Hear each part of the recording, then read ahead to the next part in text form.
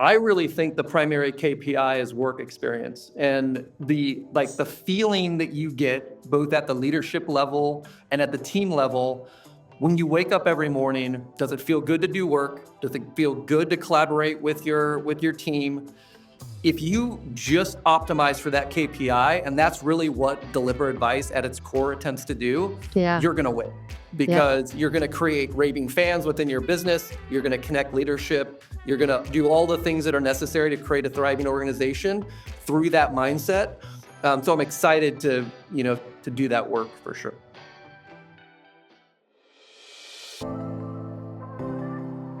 Hi, everyone, and welcome to this episode of the Don't Do That podcast. I am Kelly Waltrich, your host, and I'm super excited today to have not one, but two amazing guests, and both from Intentionally, Randy Lambert and Jason Mirabella. Thanks for joining me, guys. Thanks, Thank Kelly. you, Kelly. Great to be here. We have an awesome episode for you today. We're going to talk a lot about what this dynamic duo is bringing to the RIA space in terms of new services from Intentionally. So guys, why don't you kick us off by introducing yourselves, your roles, and a little bit about what we're working on. Yeah, great. Thanks, Kelly. So yeah, I joined Intentionally about 6 months ago, and I've had a great time learning about the business and helping RIAs and fintechs solve problems. And so I've really bared down on that. And then a couple months ago, I was introduced to Jason, and we started focusing on a consulting offering that we could bring to market. And so Jason and I have had a great collaboration on that. We're excited about it. We had that press release a little bit ago. And so I'll let Jason talk a little bit about what that is and how we're doing that. But we're bringing close to 55 years of experience to the table, and we're excited about that.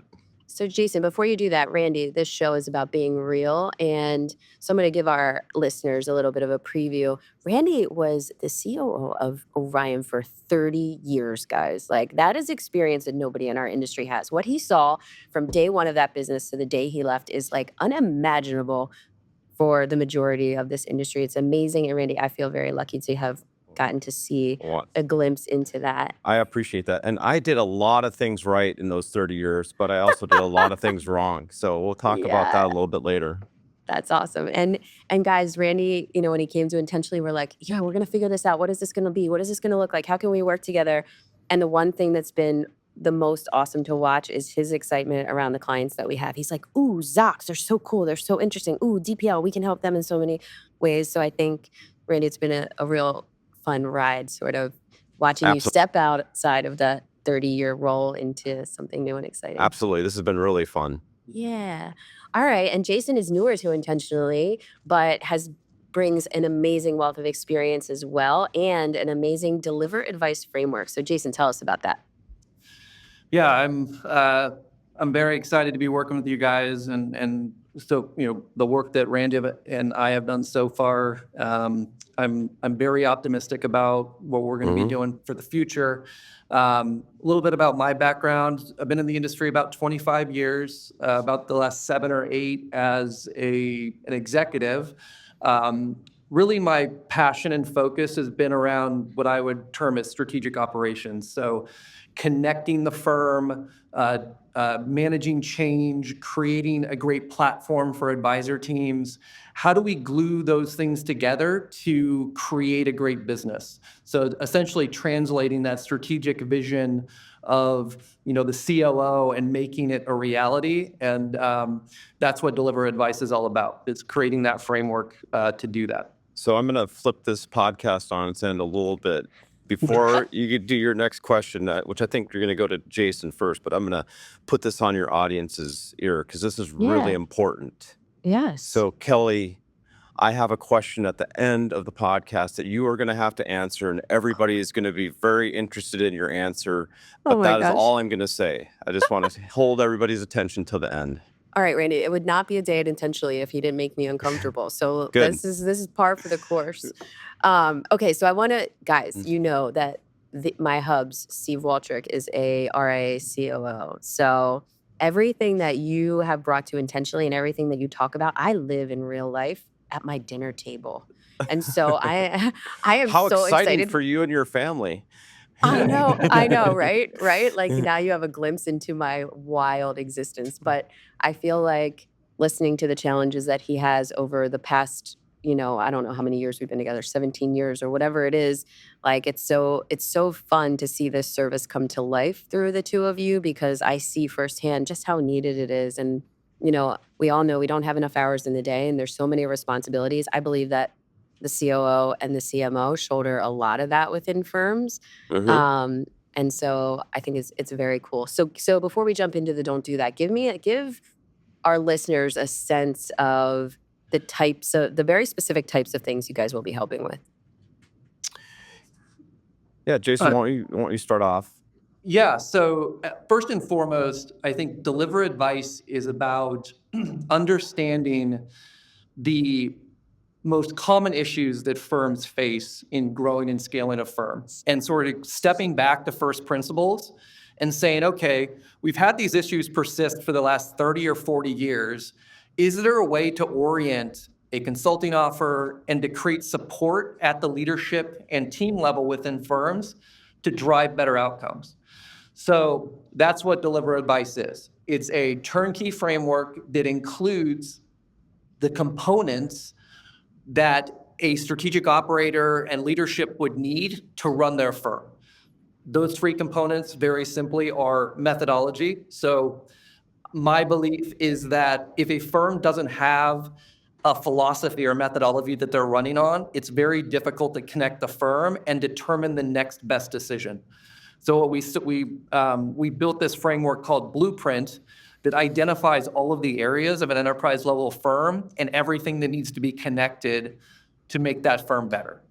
The second component is what we call roadmaps. And what that is intentionality around integration. So really creating a best practice for any of the tactical or strategic things that you're doing within a firm, and then allowing for a variety of subject matter expertise to come in and make that thing better. So, and the great thing is all of those roadmaps are aligned with your core high-level methodology, so everything sort of connects and is intuitive for all the stakeholders within the firm. And then the third component is what I think is maybe the most exciting thing about all this is really creating a strategy to scale human capital. This is a huge pain point within firms. There's a lot of friction and waste that goes on as it relates to sourcing human capital. And our vision is to create a model where firms can throttle and up and down resources based on their current state and the initiatives that they have going on. So those three components really create this offer. And from there, it's just ejecting the right people, collaborating with the firm, and creating extraordinary outcomes. Our goal is to create 1% firms, and allow them to turnkey a process that puts them in the 1%. Awesome. Yep. And in a very practical sense, Kelly, it's about, hey, how do I maximize the tech that I have today? How do I take the go-to-market strategy and the growth strategy that we have, and how do I operationalize that across the organization, not just in operations, but also with the marketing team, the sales team, the executive team, all the people in the organization? How do I create a great customer experience? How do I set up my service feedback loop and all those things? We want to very much look at your pain points and figure out a solution for that. And at that same time, we're going to bring a methodology that helps with not only that pain point, but potentially some other opportunities to help your firm. That's perfect. That sounds great. So, guys, one thing that I've recognized sitting in the seat that I am today versus, say, Orion, where you have a view into one firm, now we have a view into 60 firms. And I think the message that I want to say to the people who are listening here is like, you're not alone in these challenges. This is hard. And the challenges you have are similar to the firms around you. And there are ways of surmounting them, because I feel like sometimes we sit at our desk and we think, man, like, how did I get myself into this? Why is this so hard? But the reality is, like, when it comes to RIAs, the challenges are similar across, and there's a reason for that. Scaling is difficult. It is. Yes. And doing it gracefully is even crazier. You can almost watch a firm hit a specific AUM mark or employee mark, know exactly what they're going to have to surmount. And you can tell by watching them, are they going to be able to get over that hump? Are they going to be able to get to the next level? Are they going to Yep. figure these things out? So I think Yeah, this is really the important. things you did the first billion of AUM are not the same things you need to do for 1 to 10 billion. Yes. And that 10 billion is not going to get you to 20. So it's a continuation of growing and innovating and getting better. Yes. Yeah, and Kelly, you talk about the struggles of leadership and teams to kind of build the business that they envision. I really think the primary KPI is work experience, and the feeling that you get both at the leadership level and at the team level when you wake up every morning. Does it feel good to do work? Does it feel good to collaborate with your team?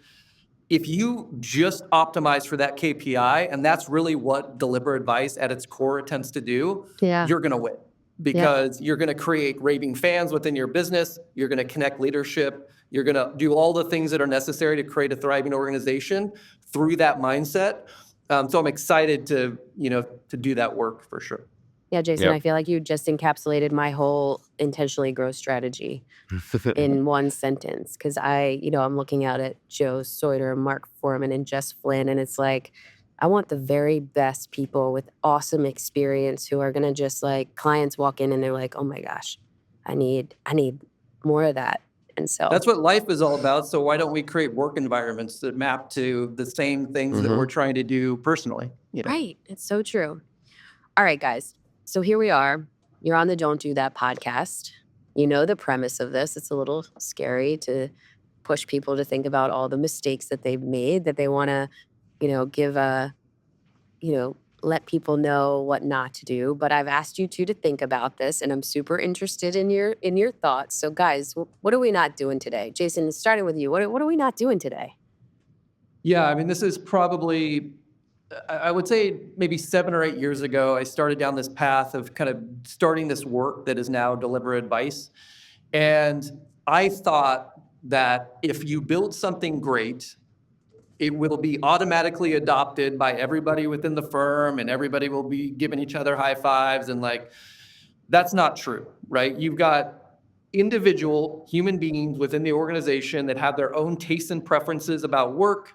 They're experiencing their own interpersonal dynamics with leadership that you don't know of, like all the things that the softer stuff that me as sort of this mad scientist coming in and building all these platform systems and creating, these best practices.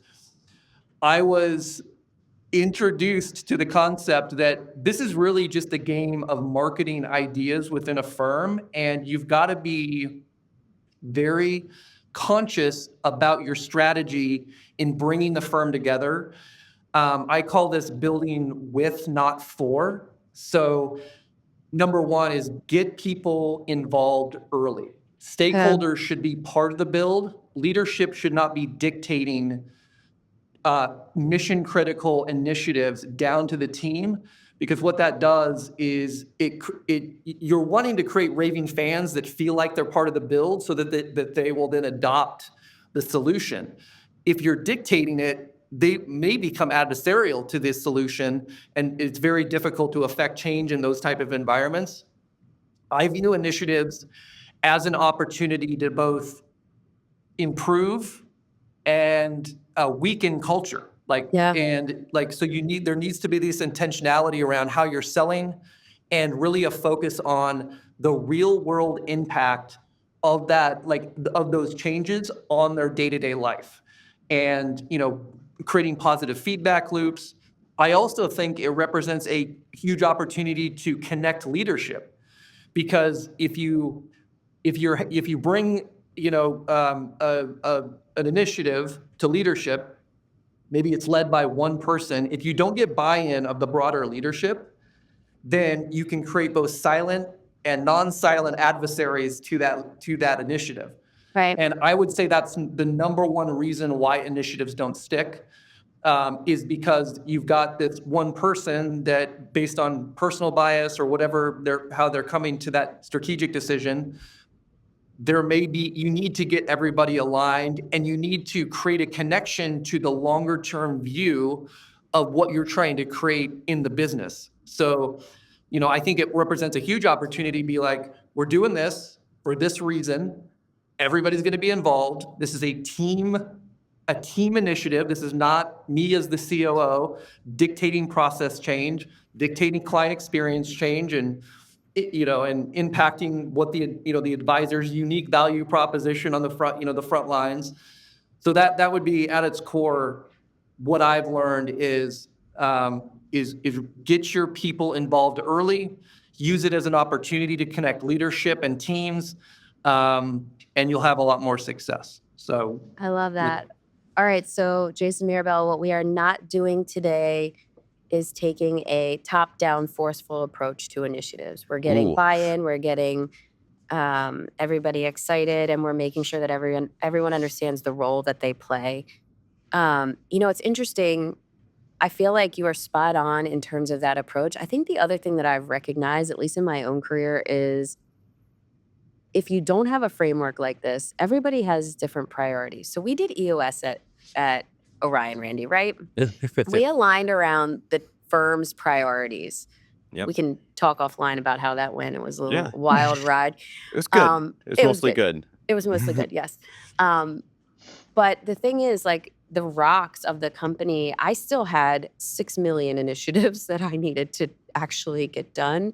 And so my focus, if Randy brought something to the table, it wasn't so much that I was adversarial, but it was like, okay, yeah, I'll be there when you need me, but I have 17 million other things over here that I need to actually get done too. Yep. So I think it's a little bit of a tug of war sometimes in terms of bandwidth and focus, and it makes it a little bit difficult. Do you agree with that? Oh, absolutely. And I have a lot of don't do that's that kind of prove out this and how you can avoid some of those landmines if you would care to hear those. Oh yeah, let's hear your don't do that. So mine are much more like you might not feel the same way about Randy Lambert after this meeting. So, Great. but the first, so we're in the business of transformation. Okay, like transforming your go-to-market strategy, transforming your business, wherever your pain point is. That's. But one of the things that's so important from culture, I felt like I was very good on the culture side, but I made a lot of mistakes on the culture side too. Is when we were transformative, we help bring people along. Exactly what Jason was talking about. Whereas when we're transactional, sometimes you do need to be transactional, but that can be a problem. And so when you look at leadership, there's leading down, there's leading the peers, and there's leading up. And I have a don't do that for each one of those. And so the first one was really, it's kind of embarrassing, but I was in a meeting and a person that reported to me was not coming along. And I just got very transactional with that person and just said, rammed it down her throat, exactly what Jason said not to do. And so after that meeting, there's a kid that was in the meeting too, younger guy. He's not a kid, he was an adult. And he was observing this, and he was a person that I coached basketball with 8 years before that. He was in high school. I coached him. He was a great kid, got him to work at Orion.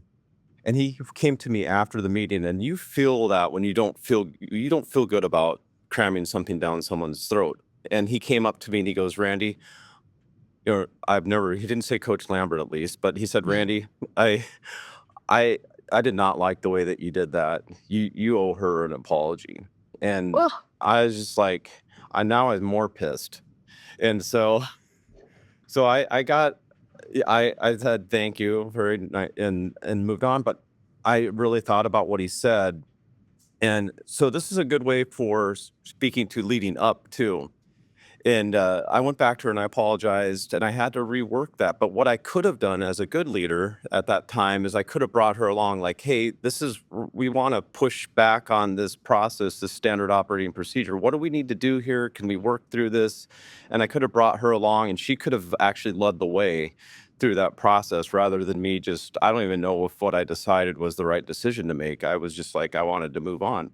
So, and then I went back several weeks later after I ate my pride a little bit and told that young man, thank you for doing that. And so that was one of the don't do that's that I would say was something that was a growth area for me, as short as 5 or 6 years ago. Then when we look at the peer level, one of the things I just think you need to avoid as a leader at the peer level is doing the parent thing. Like, hey, mom said this, dad said that, so the CEO said that, the board said that. Don't do that. It is so lame.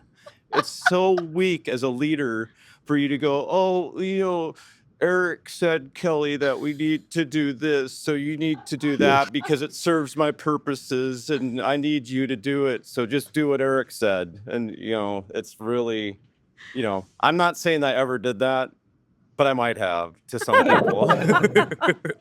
So that was like a good one.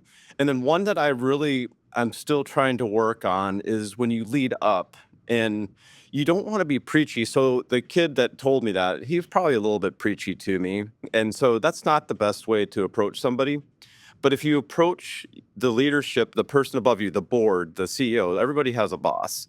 And so the shareholders, whatever it is, I would say, you be your principle based first, but that can be a little bit preachy if you focus just on the principles. And so bring data with you, bring facts with you, and that is how you lead up and help bring the leadership along so they don't have to get their ego hurt and they can then, come down and go, okay, yeah, the facts do show that I do agree. And maybe they won't agree with you. Like, it's tough luck. Like, sometimes we live in an unfair world. And so sometimes the decision's like, you just got to get on board and help lead from that position. But if you don't say anything or you don't bring any facts, then you haven't done your job either. So those are my 3 don't do that's. Ooh, And guys, you're Randy, getting to call back to the blueprint and the methodology component of deliberate advice, if leadership had already decided on the track that everybody is running on, it's a lot easier to sell ideas into that environment because hypothetically they're all going to be aligned with the core philosophy of the firm and the approach, right? Yep. So that can be certainly additive. Yeah, and I kind of wrote down these like 3 things that really stuck with me when I was kind of thinking through this of, why, and you talked about it earlier, Jason, about being short-term versus long-term minded. Sometimes you have to execute and you have to do something that's short-term, but still do it the right way. But if you do things with the long-term in mind, you get better consistency and objectivity to the decision. Your effectiveness is better, and then you get improved decision making under pressure. You don't feel even though you feel pressure. If you go back to your principles and your values and you take the time to do that, you'll make better decisions. Even though, we did work for a guy that did do a lot of gut decisions, but at the same time, if you can bring it back to some principles and values of your firm, then you're going to make better decisions for sure. Yeah, and the last thing I'll say is you mentioned, Kelly, EOS. Yeah. And I think EOS, and I love EOS, so let's start with that. But one of my motivations for deliver advice is, can we make this more industry specific, and can we connect the strategy and the rocks and all of the great ideas that they've kind of crafted at the highest level, and can we create more adoption and excitement by connecting that to all the other areas that are specific to our industry? Yeah. So that's the other thing that deliver advice is attempting to do is, not just managing for strategy and initiatives and running into similar issues that you have with, that those initiatives can be out of context to the cadence and the capacity at which initiatives can be deployed. Right. Our system kind of regulates that, by its nature. I'm really actually glad you said that, because for our listeners out there that are on our website or got on the webinar or saw the press release in terms of deliver advice, I think that understanding it by thinking like, okay, I know what EOS is, but there's definitely some applications to our industry that are missing.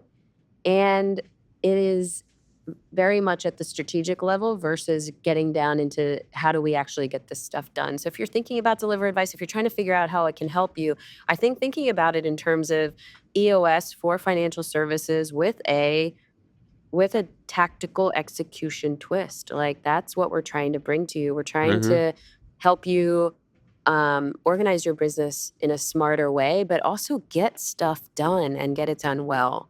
So, Yes. Jason, I think that's spot on. All right, guys. So that's a lot of things that we're not doing today. We usually do one thing, but today we have 4 things that we're not doing today. So, guys, we're being thoughtful about how we're managing down, how we're managing our peers, how we're managing up. And we're being really thoughtful about how we're bringing new ideas and initiatives into a firm to make sure that we're setting ourselves up for the greatest success. Is that what we're saying here, guys? You feel good about that? Absolutely.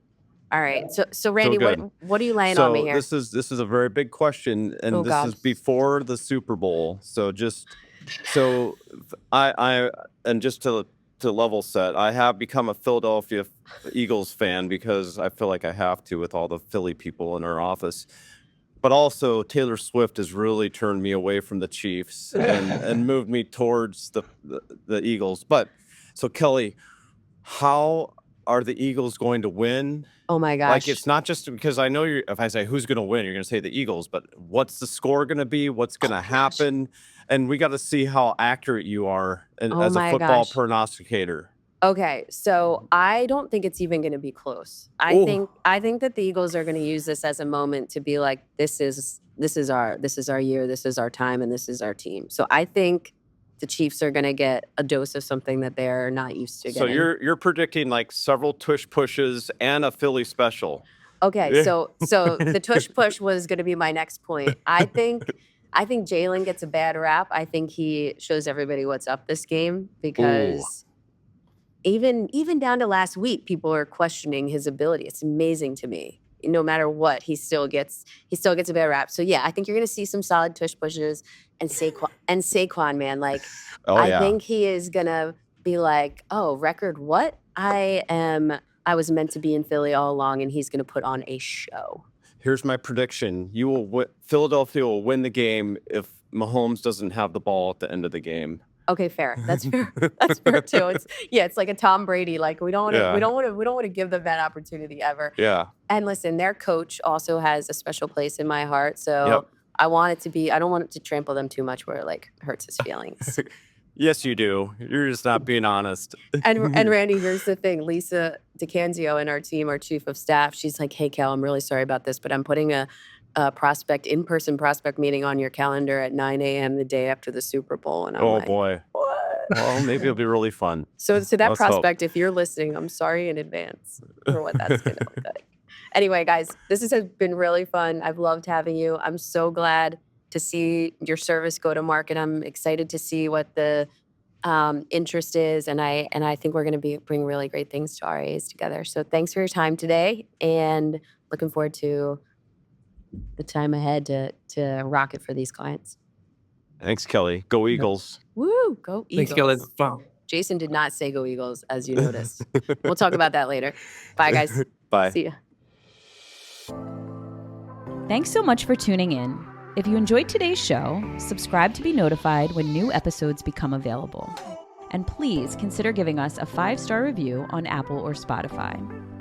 This podcast is sponsored by Intentionally, a financial services growth engine design consultancy and agency. If you want to learn more, please email me at kelly@growintentionally.com. Thank you again for listening, and check back to hear what we're not doing next.